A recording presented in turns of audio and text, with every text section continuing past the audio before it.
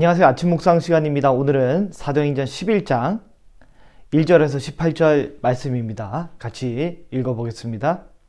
유대에 있는 사도들과 형제들이 이방인들도 하나님의 말씀을 받았다 함을 들었더니 베드로가 예루살렘에 올라갔을 때에 할례자들이 비난하여 이르되 네가 무할례자의 집에 들어가 함께 먹었다 하니 베드로가 그들에게 이 일을 차례로 설명하여 이르되 내가 요바시에서 기도할 때에 황홀한 중에 환상을 보니 큰 보자기 같은 그릇이 내 귀에 매어 하늘로부터 내리어 내 앞에까지 드리워지거늘 이것을 주목하여 보니 땅에 4발 가진 것과 들짐승과 기는 것과 공중에 나는 것들이 보이더라.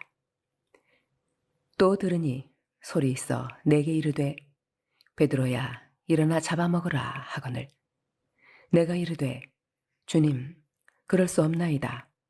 속되거나 깨끗하지 아니한 것은 결코 내 입에 들어간 일이 없나이다 하니 또 하늘로부터 2번째 소리 있어 내게 이르되 하나님이 깨끗하게 하신 것을 내가 속되다고 하지 말라 하더라. 이런 일이 3번 있은 후에 모든 것이 다시 하늘로 끌려 올라가더라. 마침 3사람이 내가 유숙한 집 앞에 서 있으니 가이사랴에서 내게로 보낸 사람이라.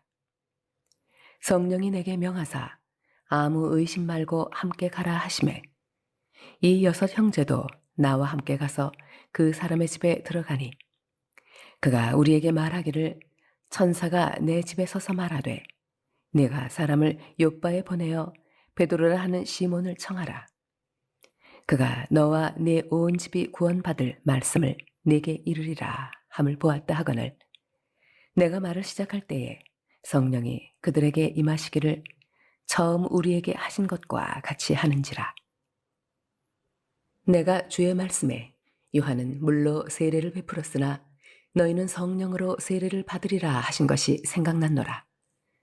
그런즉 하나님이 우리가 주 예수 그리스도를 믿을 때에 주신 것과 같은 선물을 그들에게도 주셨으니 내가 누구이기에 하나님을 능히 맡겠느냐 하더라.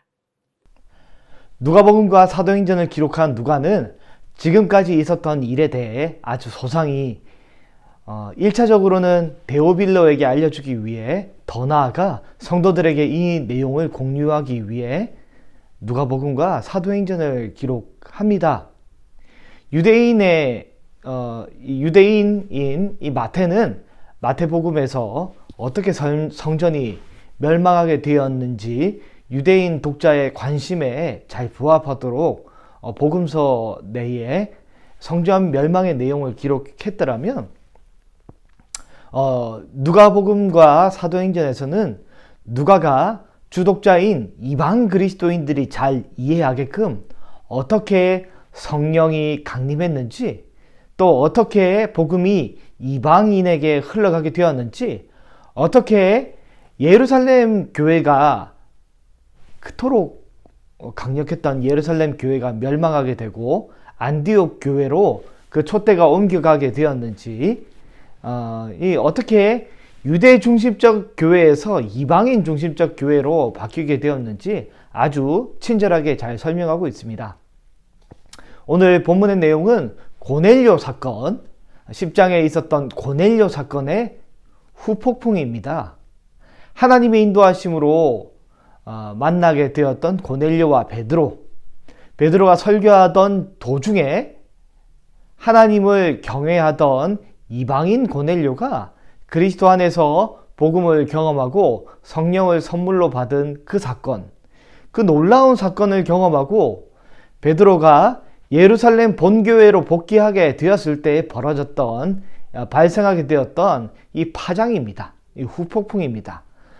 무슨 내용입니까? 바로 할례자들의 비난입니다. 비난.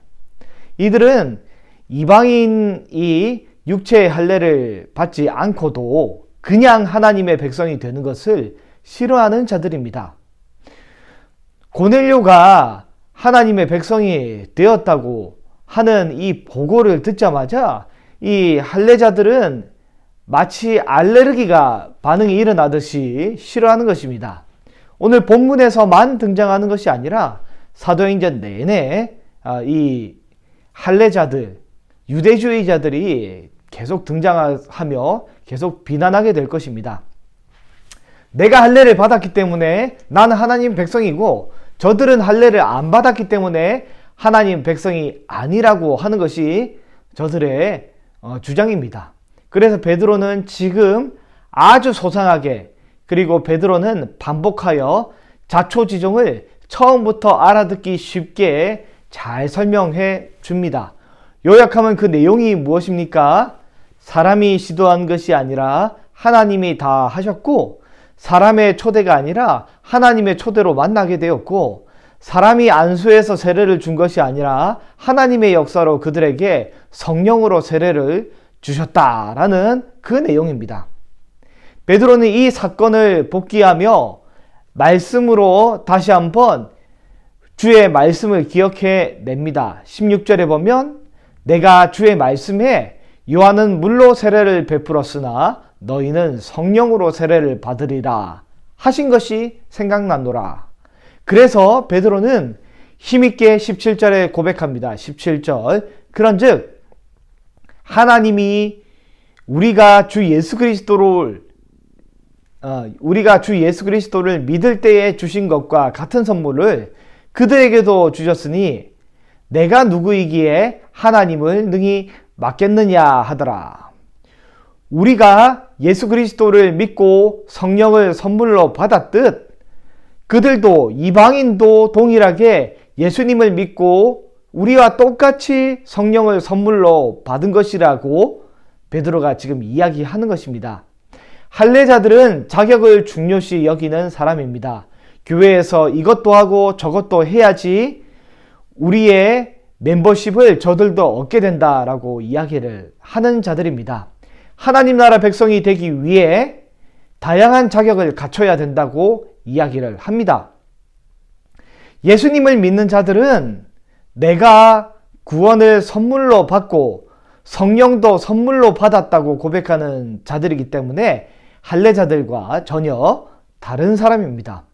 할례자들은 하나님의 백성이 되려면 할례의 표가 있어야 된다고 이야기를 하나, 믿음의 사람들은 예수 그리스도를 믿는 믿음이 하나님 나라의 백성이 되는 자격이라고 이야기를 합니다. 할례자들은 할례의 표가 필요하다고 이야기를 하나, 사도 바울은 내 안에 그리스도의 흔적, 십자가의 흔적, 예수 그리스도의 흔적 외에는 흔적이 없다라고 이야기를 합니다.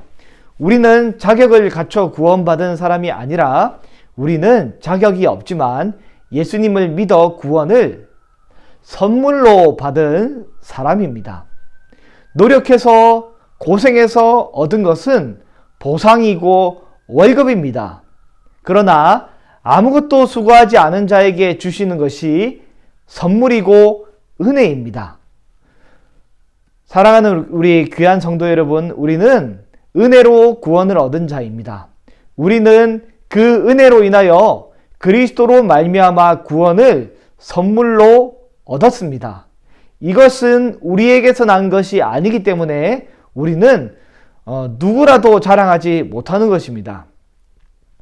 사도 바울의 권면을 따라 우리는 우리 중에 있는 할례자들을 베어버려야 합니다. 우리는 오직 은혜로 구원을 받았음을 기억하고 우리의 어떤 행동이나 우리의 어떤 자랑을 결코 하지 않기를 원하고 소망합니다. 날마다 오직 은혜로만 구원받음을 인하여 기뻐하고 하나님 앞에 감사할 수 있는 저와 여러분이 되시기를 바랍니다. 기도하겠습니다.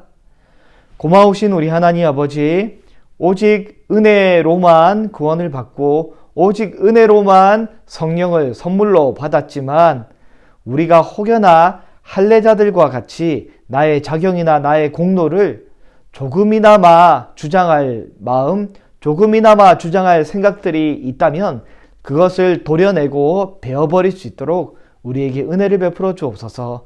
오직 처음부터 끝까지 하나님의 은혜로만 구원을 얻고 또 생명을 얻고 오직 하나님의 은혜로만 우리가 살아있음을 믿음으로 고백하오니 날마다 우리가 그 귀한 은혜의 선물을 잊지 않도록 함께하여 주옵소서. 우리 구주 예수 그리스도의 이름으로 기도합니다. 아멘. 오늘은 필리핀에서 사역하시는 황태연, 이춘선 선교사님을 위해서 기도해 주시기를 바랍니다.